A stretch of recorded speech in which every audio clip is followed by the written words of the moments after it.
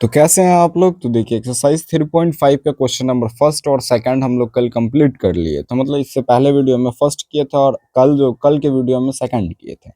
और आज जो है थर्ड और फोर्थ क्वेश्चन यानी कि एक्सरसाइज 3.5 जो पूरी कोशिश करेंगे कंप्लीट करने का। ठीक है, तो देखिए थर्ड क्वेश्चन क्या बोल रहा है। थर्ड क्वेश्चन बोल रहा है कि निम्नलिखित समीकरणों के युग्म को प्रतिस्थापन एवं वर्ज गुणन विधि से वज्र गुणन विधि से हल ज्ञात कीजिए और आप कौन सी विधि को अधिक उपयुक्त मानते हैं। जिसमें इक्वेशन दे रखा है 8x + 5y = 9 और 3x + 2y = 4, है ना। ये दे रखा है, तो आगे का काम करेंगे। ठीक है, तो जो इक्वेशन दिया हुआ है इनसे हम बनाएंगे। तो आप देखिए यहाँ पर प्रतिस्थापन विधि और वज्र गुणन। तो प्रतिस्थापन विधि से इससे पहले हम लोग बहुत सारे क्वेश्चन बनाए हैं। तो आज जो है वज्र गुणन विधि से सिर्फ हम इसको बनाएंगे। ठीक है, तो चलिए देखिए इक्वेशन यही दिया हुआ था कितना 8x + 5y = 9 और 3x + 2y = 4, है ना, इक्वल टू 4। अच्छा, इसमें से a1 निकाल दिए, हम पहले लिख दिए 8, b1 निकाल दिए कितना लिख दिए 5, c1 निकाल दिए कितना लिख दिए 9। ठीक है, a2 निकाल दिए कितना लिख दिए 3, b2 निकाल दिए कितना लिख दिए 2 और c2 निकाल दिए कितना लिख दिए 4। ठीक है, अब देखिए इसका निकालने का जो होता है वज्र गुणन विधि से निकालने का जो सूत्र है x बट्टा bc - bc, ये जो हम लिखे हैं इसमें बस एक ट्रिक आपको डालना है। क्या चीज, बस एक छोटा सा चीज याद रखना है, वही आपको डालना है। ठीक है, क्या चीज बताते हैं।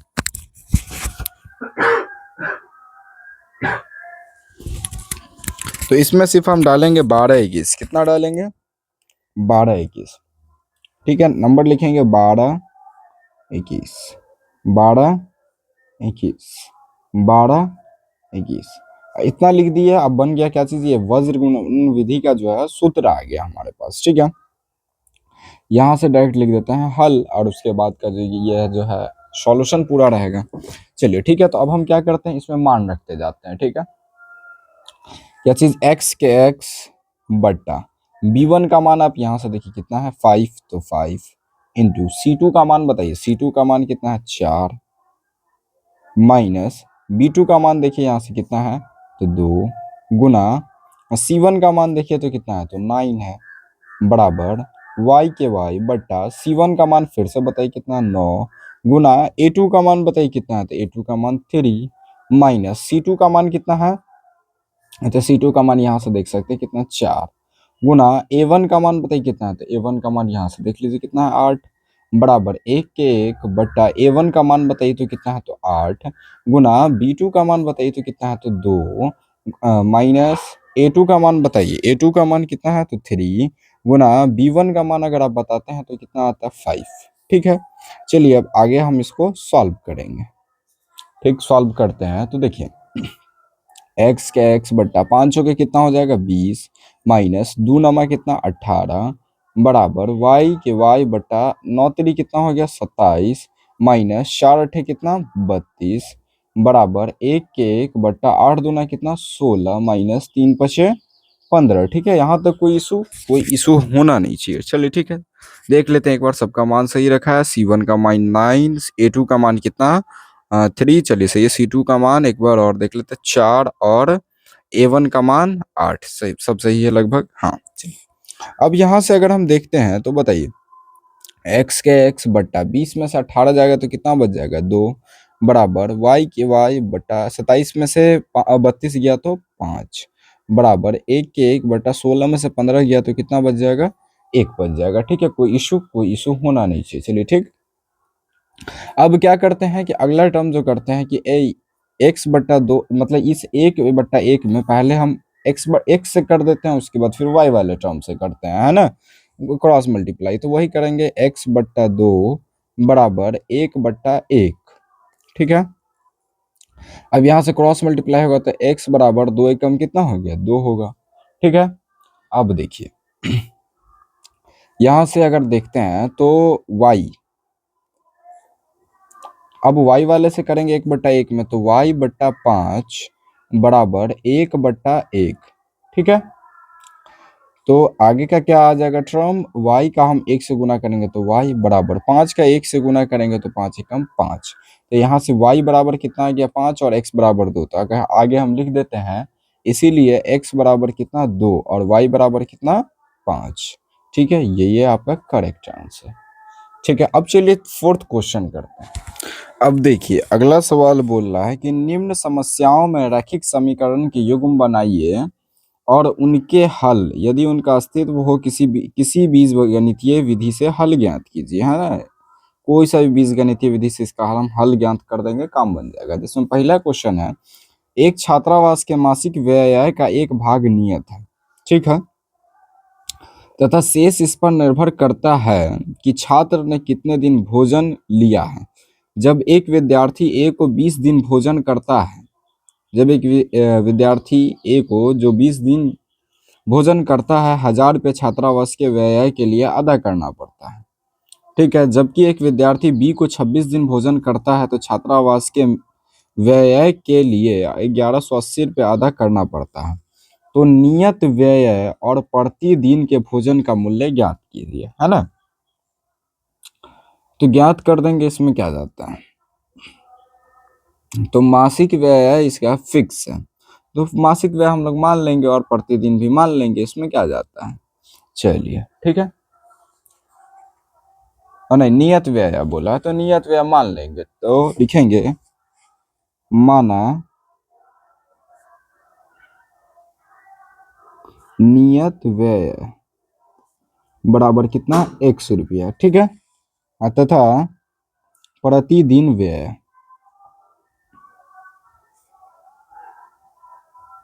बराबर कितना y रुपया, ठीक है। यहां तक कोई इश्यू होना नहीं चाहिए। चलिए अब जो सवाल बोला है कि जब एक विद्यार्थी ए को, चलिए प्रश्न से देखते हैं, प्रश्न जो बोल रहा है कि जब एक विद्यार्थी ए को, प्रश्न आपके साथ पढ़ते हैं, जब एक विद्यार्थी ए को जो 20 दिन भोजन करता है, कितना दिन 20 दिन, तो 20 दिन करता है और उसका जो नियत व्यय है वो तो फिक्स है कि 100 रुपया है, ठीक है, और जो 20 दिन भोजन करता है यानी कि 20 हुआ है, तो उसको कितना रुपया अदा करना पड़ता है, तो 1000 रुपया अदा करना पड़ता है, ठीक है। अब ये आपका हो गया क्या चीज, इक्वेशन 1, ठीक है। अब फिर प्रश्न से देखिए, पुनः प्रश्न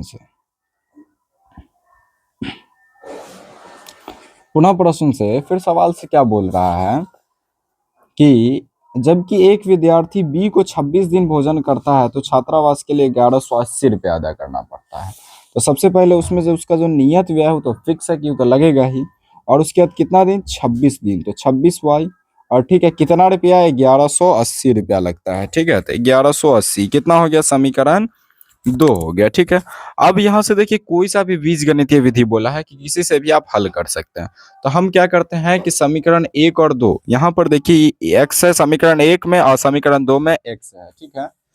तो दोनों में पहला पहला जो है x और x जो बैलेंस ऑलरेडी है, तो हम लोग लिखेंगे क्या चीज, इस समीकरण 1 और 2 को घटा देंगे तो यहाँ से y का मान निकल जाएगा, तो लिखेंगे समीकरण 1 तथा समीकरण 2 को घटाने पर, समीकरण 1 तथा समीकरण 2 को घटाने पर, ठीक है, तो घटा देंगे। तो समीकरण 1 पहला क्या है जो है उसको हम लिखेंगे, क्या है समीकरण 1, x प्लस 20y बराबर 1000, ठीक है। फिर समीकरण 2 कितना है, x प्लस 26y बराबर 1180, ठीक है। अब यहां से घटाएंगे तो ये प्लस क्या तो माइनस, ये प्लस क्या तो माइनस, ये प्लस क्या तो माइनस, इससे ई खत्म, 20 में से 26 गया तो -6y बराबर। अच्छा 1180 में से 1000 अगर हम घटाते हैं तो कितना बच जाएगा हमारे पास, 180 बच जाएगा, है ना, माइनस का 180 यहाँ आ गया। अब 6 से 180 को अगर हम काटते हैं तो 6 तरीके 18, आगे का 0 है तो यानी कि 30, 30 बार में गया और माइनस से तो माइनस खत्म, इसीलिए y बराबर कितना हो जाएगा, यहाँ से देखिए तो y बराबर कितना आ गया 30 आ गया, ठीक है, कोई इशू नहीं होना चाहिए। तब बताइए y का मान 30 आ गया, तो y का मान 30 है, तो अब y का मान अगर हम समीकरण 1 या 2 किसी में भी रख देते तो हमको x का मान मिल जाएगा, तो डायरेक्ट लिखेंगे क्या चीज कि y का मान कहाँ रखने पर, समीकरण 1 में रखने पर, तो y का मान समीकरण 1 में रखने पर, तो समीकरण 1 कितना है, तो समीकरण 1 कितना था, x प्लस 20y बराबर 1000, ठीक है। तो इसमें x प्लस 20 के 20 और y का मान कितना रख दे 30 बराबर कितना 1000, ठीक है। तो x के 1 या 20 दिया कि कितना हो जाएगा 600 बराबर 1000। ठीक है, कोई दिक्कत? 1000। ठीक है, अगर अब हम इस प्लस के 600 को उधर ले जाते हैं तो कितना 600 हो जाएगा माइनस का 600। 1000 माइनस 600। ठीक है, इसीलिए x बराबर कितना आ जाएगा 1000 में से 600 गया तो कितना बच जाएगा हमारे पास मात्र 400 बचेगा। और जो आपका x का मान आ गया 400 और y का मान कितना आ गया 30 रुपया। तो अब आप बताइए महीना में आप 400 का खा लेंगे, हो जाएगा, और प्रतिदिन तो प्रतिदिन के हिसाब से 30 रुपया लग रहा है। ठीक है, कुछ इस तरीके से उसका हिसाब है हॉस्टल का। ठीक है, यानी छात्रावास जो बोला है उसी का। तो नियत व्यय कितना हो गया, तो नियत व्यय बराबर 100 रुपया था तो x यानी कि 400 रुपया। ठीक है, अब प्रतिदिन, तो प्रतिदिन का कितना हो गया, प्रतिदिन व्यय बराबर y माने थे तो y यानी कि 30 रुपये।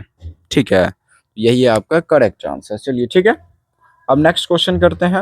नेक्स्ट क्वेश्चन भी बहुत इजी है, उसमें भी कोई इशू होना नहीं।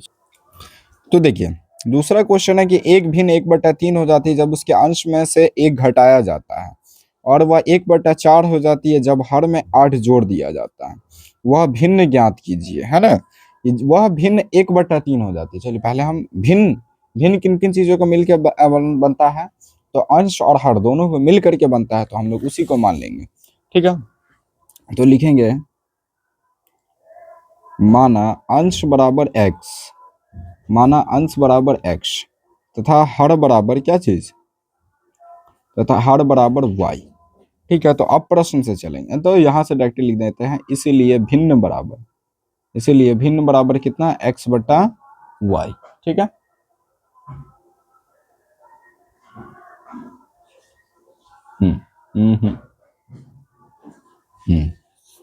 चलिए ठीक है। अब बोलना है कि एक भिन्न 1/3 हो जाती जब उसके अंश में से एक घटाया जाता है। ठीक है, तो उसके अंश में से एक घटाया जाएगा तो कितना हो जाएगा 1/3 हो जाएगा, तो उसी को हम लोग लिखेंगे। चलिए प्रश्न से पहले जो भिन्न है भिन्न को लिख देंगे x बटा वाई। ठीक है, और क्या बोल रहा है उसके अंश में से एक घटाया जाता है तो कितना हो जाता है 1/3 हो जाता है, तो 1/3। ठीक है, यहाँ तो कोई इशू होना नहीं चाहिए।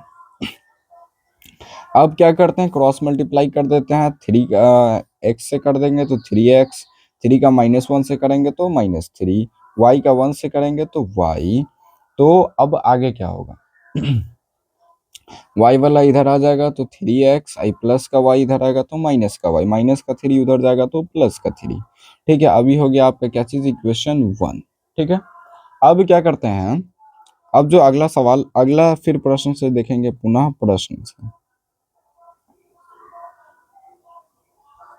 पुनः प्रश्न से क्या बोल रहा है कि और वह 1/4 हो जाती है जब हर में 8 जोड़ दिया जाता है। जब हर में कितना जोड़ दिया जाता है 8 जोड़ दिया जाता है, तो वह कितना 1/4 हो जाती है। तो चलिए करते हैं 1/4 हो जाता है हर में जोड़, तो सबसे पहले क्या लिखेंगे अंश और हर यानी कि भिन्न लिखेंगे। ठीक है, और 8 किसमें हर में 8 जोड़ दिया जाता है तो कितना हो जाता है कितना 1/4 हो जाता है, तो 1/4। ठीक है, अब क्या करेंगे यहाँ से भी हम लोग इक्वेशन निकाल लेंगे, तो इक्वेशन निकाल देते, इसमें क्या जाता है x का 4 से किए तो कितना हो गया 4x बराबर 1 का y से किए तो y, और 8 का 1 से किए तो कितना हो गया 8। ठीक है, ये प्लस का y इधर आ जाएगा तो माइनस का y बराबर 8। ठीक है, अभी हो गया इक्वेशन 2। अब आप इक्वेशन 1 और 2 से देखिए, बड़ा अच्छा चीज है, यहाँ माइनस है यहाँ भी माइनस है, तो एक काम करते हैं समीकरण 1 और 2 को घटा देते हैं, तो यहाँ से ई प्लस हो जाएगा और माइनस से माइनस खत्म, और हमको x का मान निकल जाएगा। तो चलिए लिखते हैं कि समीकरण 1 तथा 2 को घटाने पर,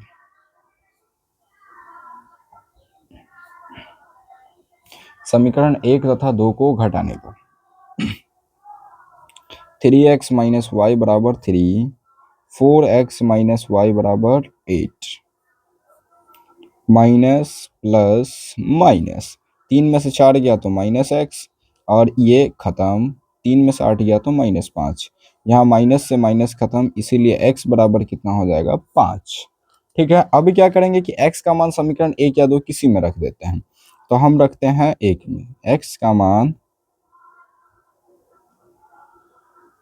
समीकरण 1 में रखने पर, ठीक है, तो x का मान कितना रखेंगे समीकरण 1 में, तो समीकरण 1 कितना है 3x माइनस वाई, तो 3x माइनस वाई बराबर 3। ठीक है, तो 3 का 3 इंटू एक्स का मान कितना 5 माइनस वाई बराबर 3। ठीक है, अब 3 पचे कितना हो गया 15 माइनस वाई बराबर 3। ठीक है, अब ये प्लस का 15 उधर जाएगा तो माइनस का 15, तो 3 माइनस 15। ठीक है, तो माइनस वाई बराबर 3 में से 15 गया तो -12, माइनस से माइनस खत्म, इसीलिए वाई बराबर कितना हो गया 12, और ये होगा आपका करेक्ट आंसर। ठीक है, चलिए, तो y का भी मान यहाँ से निकल गया, तो इस तरीके से क्या हो जाएगा, भिन्न पूछा था तो भिन्न क्या हो जाएगा, भिन्न बराबर x बट्टा वाई होगा यहाँ पर, है ना, तो x का मान आ गया 5 और y का मान आ गया 12, तो 5 बट्टा 12 इज द करेक्ट आंसर। चलिए ठीक है, तीसरा सवाल अब करते हैं। तीसरा सवाल कुछ इस तरीके से है कि यश ने एक टेस्ट में 40 अंक अर्जित किए, जब उसे प्रत्येक सही उत्तर पर 3 अंक मिले तथा अशुद्ध उत्तर पर 1 अंक की कटौती की गई। यदि उसे सही उत्तर पर 4 अंक मिले तथा अशुद्ध उत्तर पर 2 अंक कटते तो यश 50 अंक अर्जित करता। टेस्ट में कितने प्रश्न थे, यानी कि टेस्ट में कितने प्रश्न थे ये बताना है, तो सही और गलत को अगर हम जोड़ देंगे तो यहाँ से हमको पता चल जाएगा। चलिए, तो उस हिसाब से हम लोग करते हैं। क्या चीज लिखेंगे, सबसे पहले इसका लिखने का कार्यक्रम होगा तो लिखेंगे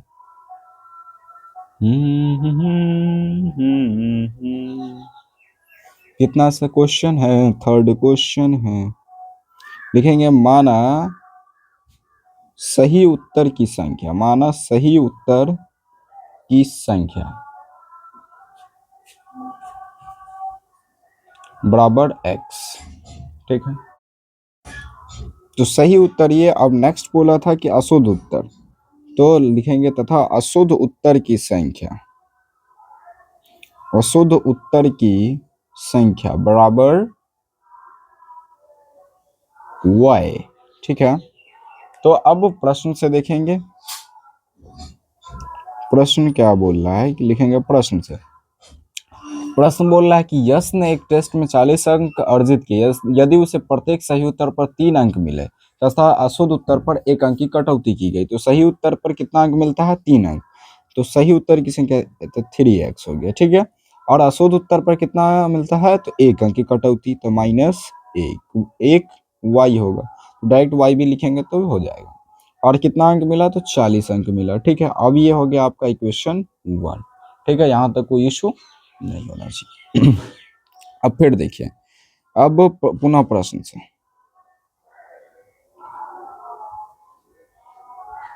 फिर प्रश्न से क्या होगा, बोल रहा है कि यदि उसे सही उत्तर पर 4 अंक मिले तथा अशुद्ध उत्तर पर 2 अंक कटते, सही उत्तर पर 4 अंक मिलते, तो सही उत्तर पर 4 अंक मिलते तो 4x, और अशुद्ध उत्तर पर 2 अंक कटते तो अशुद्ध उत्तर कितना 2y, तो कितना अंक मिलता 50 अंक अर्जित होता, तो 50 अंक। ठीक है, अब ये हो गया इक्वेशन 2। ठीक है, अब देखिए, अब यहाँ था, ये है समीकरण 1 और ये है समीकरण 2। ठीक है, तो यहाँ पर 1y है और यहाँ पर 2y है, तो हम इसको 2 से गुना कर देते हैं और उसके बाद घटा देते हैं, तो यहाँ से हमको x का मान मिल जाएगा। तो लिखेंगे, क्या लिखेंगे कि समीकरण 1 को 2 से गुना करके समीकरण 2 से घटाने पर, समीकरण 2 से घटाने पर। ठीक है, तो समीकरण 1 को 2 से गुना करेंगे तो 3 दूना कितना हो जाएगा 6x, 1 दूना 2y बराबर 40 दूना 80। ठीक है, 4x माइनस 2y बराबर 50। ठीक है, ये प्लस का माइनस, ये माइनस का प्लस, घटा देंगे ना, ये प्लस का फिर से माइनस, तो 6 में से 4 गया तो कितना हो जाएगा, 2x हो जाएगा, है ना, 2x। ये दोनों तो खत्म, 80 में से 50 गया तो कितना बच जाएगा, 30। 2 से 30 गया कितने बार में, 15 बार में, इसीलिए x बराबर कितना आ गया, 15 आ गया। ठीक है, कोई दिक्कत, कोई दिक्कत नहीं। अब x का मान कहाँ रखेंगे, समीकरण 1 या 2 में, तो हम समीकरण 1 में रखते हैं। चलिए तो रखते हैं, तो x का मान समीकरण 1 में रखने पर, किसी में भी रख सकते हैं, समीकरण 1 में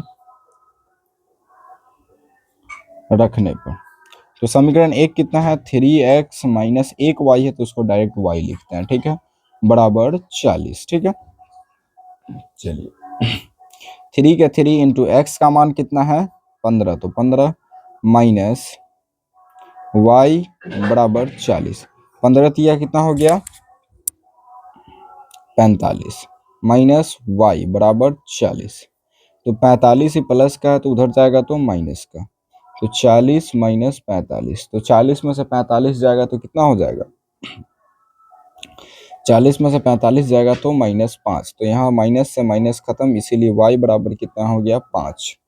अब बोल रहा है कि कुल प्रश्नों की संख्या, तो कुल प्रश्नों की संख्या कितना हो जाएगा, तो कुल प्रश्नों की संख्या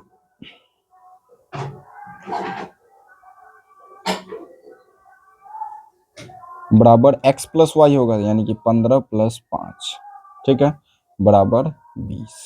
ठीक है, अब देखिए चौथा सवाल बोल रहा है कि एक राजमार्ग पर दो स्थान ए और बी 100 किलोमीटर की दूरी पर है। एक कार ए से तथा दूसरा कार बी से एक ही समय पर चलना प्रारंभ करती है।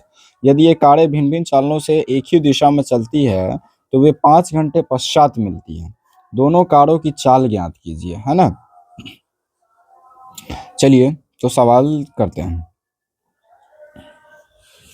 सवाल में सबसे पहले मान लेंगे क्या चीज, दोनों कार की चाल मान लेंगे, तो लिखेंगे क्या सवाल है, चौथा लिखेंगे माना कार ए की चाल, माना कार ए की चाल बराबर कितना, x किलोमीटर प्रति घंटा, ठीक है, तथा कार बी की चाल बराबर y किलोमीटर प्रति घंटा, ठीक है। तो प्रश्न से क्या बोला है कि एक राजमार्ग पर दो स्थान ए और बी 100 किलोमीटर की दूरी पर है। एक कार ए से तथा दूसरी कार बी से एक ही समय पर चलना प्रारंभ करती है, यानी कि दोनों कार एक ही समय पर चलना प्रारंभ करती है, ठीक है। तो कितना पर है, 100 किलोमीटर पर है, तो 100 किलोमीटर, ठीक है, ठीक है, एक ही समय पर चलना प्रारंभ कर रही है, तो x और y हो गया समीकरण 1। अब फिर पुनः प्रश्न से देखिए, यहीं से इक्वेशन मिल जाता है, बस क्वेश्चन को समझना थोड़ा ही है, थोड़ा वो क्या, कुछ भी नहीं। ये कारें भिन्न भिन्न चालों से एक ही दिशा में चलती है, एक ही दिशा में चली तो ये 5 घंटे पश्चात मिलती है, तो दोनों कारों की चाल ज्ञात कीजिए, है ना। तो वे 5 घंटे पश्चात मिलती है, यानी कि 5 घंटे के बाद मिलती है। तो एक तो मान लेते हैं कि एक तो ई पहले पहुंच गया होगा, तो 5 घंटा पहले ई पहुंचा होगा, ई मान लेते 5 घंटा बाद पहुंचा होगा, ठीक है। तो ई हो गया, ठीक। अब क्या चीज बोल रहा है, कितना, 100 किलोमीटर का दूरी था तो 100 किलोमीटर होगा, ठीक है। यहाँ से अगर हम कॉमन निकाल लेते हैं तो कॉमन निकल जाएगा कितना, 5, इधर x माइनस वाई बराबर 100, 5 से 100 गया कितने बार में, 20 बार में, है ना। तो इसीलिए यहाँ पर इससे इक्वेशन निकल गया हमारा पहला इक्वेशन, सॉरी दूसरा इक्वेशन, ये कितना हो गया, दूसरा इक्वेशन, ठीक है। यहाँ तो कोई इशू होना नहीं चाहिए। अब यहाँ से देखिए ई एक्स एक्स है, प्लस, तो एक काम करते हैं, समीकरण 1 और 2 को जोड़ देते हैं, है ना। ये प्लस का, ये माइनस का, तो यहाँ से हमको किस चीज का, x का मान मिल जाएगा, ठीक है। तो लिखेंगे समीकरण 1 तथा 2 को घटाने पर, सॉरी जोड़ने पर, है ना। तो समीकरण 1 तथा 2 को जोड़ने पर, तो समीकरण 1 कितना था, x प्लस वाई बराबर 100, और समीकरण 2 कितना है, x माइनस वाई बराबर 20, ठीक है। जोड़ रहे हैं तो x x कितना हो गया, 2x, इससे तो ई खत्म, ये हो गया 120, ठीक है। 2 से अगर हम 120 को काटते हैं तो कितने बार में जाएगा, 60 बार में। तो इसीलिए x बराबर कितना हो गया, 60। अब इस x का मान कहाँ रखते हैं, समीकरण 1 या 2 किसी में भी रख देते, तो हम समीकरण 1 में रखते हैं। तो लिखेंगे x का मान कहाँ रखने पर, समीकरण 1 में। x का मान समीकरण 1 में रखने पर, तो x का मान अगर हम समीकरण 1 में रख देते हैं तो समीकरण 1 कितना है, x प्लस वाई बराबर 100। ठीक है, तो x 60 प्लस वाई बराबर 100। ठीक है, अब ये प्लस का 60 उधर जाएगा तो कितना हो जाएगा, माइनस का 60 हो जाएगा, तो 100 माइनस 60, इसीलिए y बराबर कितना हो जाएगा, 100 में से 60 गया तो 40 हो जाएगा। तो आप यहां से देखिए तो कार ए की चाल कितनी हो गई, x, और कार बी की चाल कितनी हो गई, 40। ठीक है, तो आप चाहें तो लिख दीजिएगा कार ए की चाल बराबर कार ए की चाल बराबर x माने थे तो 60 किलोमीटर प्रति घंटा, तथा कार बी की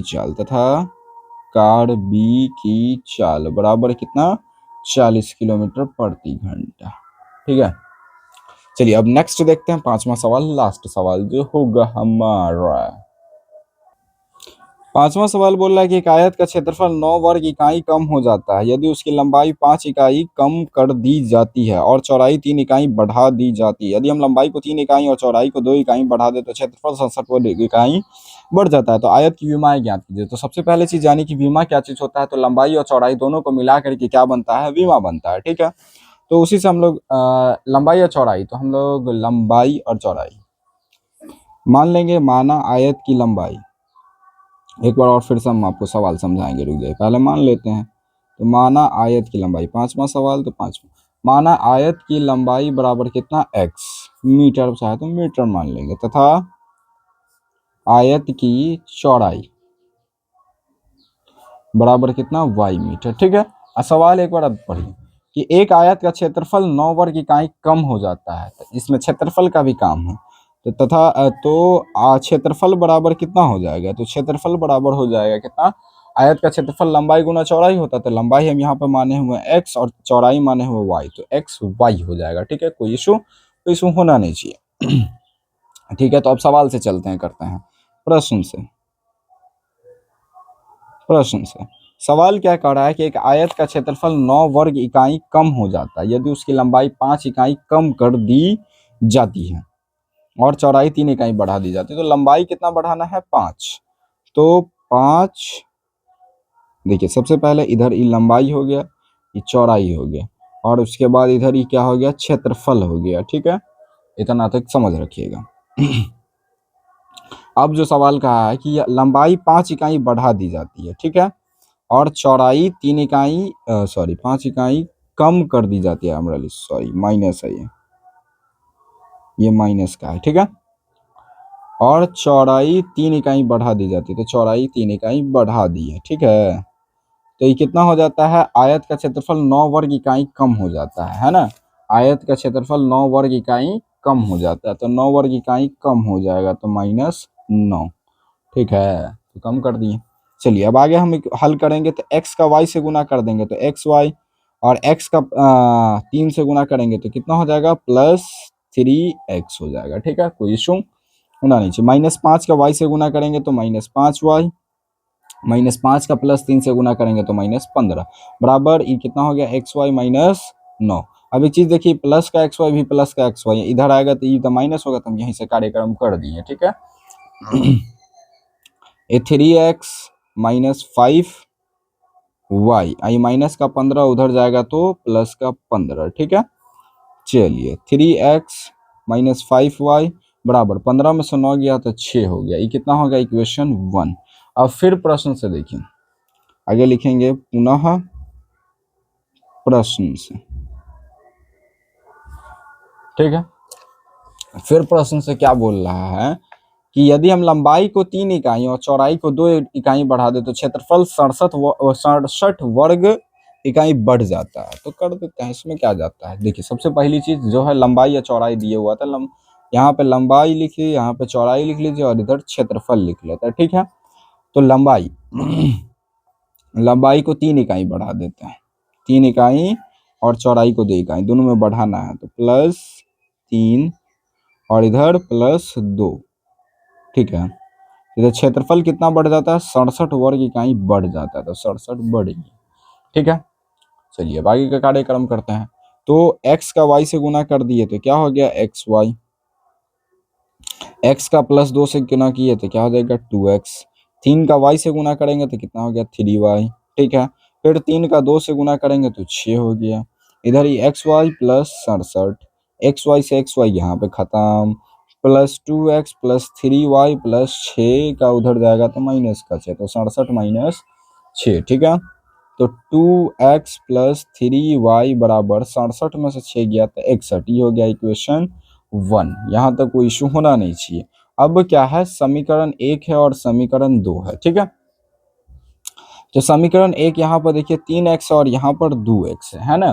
तो समीकरण 1 को अगर हम सॉल्व करते हैं तो इस बैलेंस करते हैं, है ना, तो ये 3 हो जाए 3, यहाँ पर ये 2 है तो 3 दूना इसको 6 कर देंगे, यानी कि हम इसको अगर 2 से गुना कर देते हैं और इसको 3 से गुना कर देते हैं तो हमारा यहाँ से y का मान निकल जाएगा, उसके बाद x का भी निकल जाएगा। नेक्स्ट काम आप लोग अब ईमानदारी से कर सकते हैं, तो अब आप लोग कीजिएगा। ठीक है, चलिए ठीक है, फिलहाल के लिए थैंक यू। इतना ये रहा आपका होमवर्क, होमवर्क भी करना ज़रूरी है। ठीक है।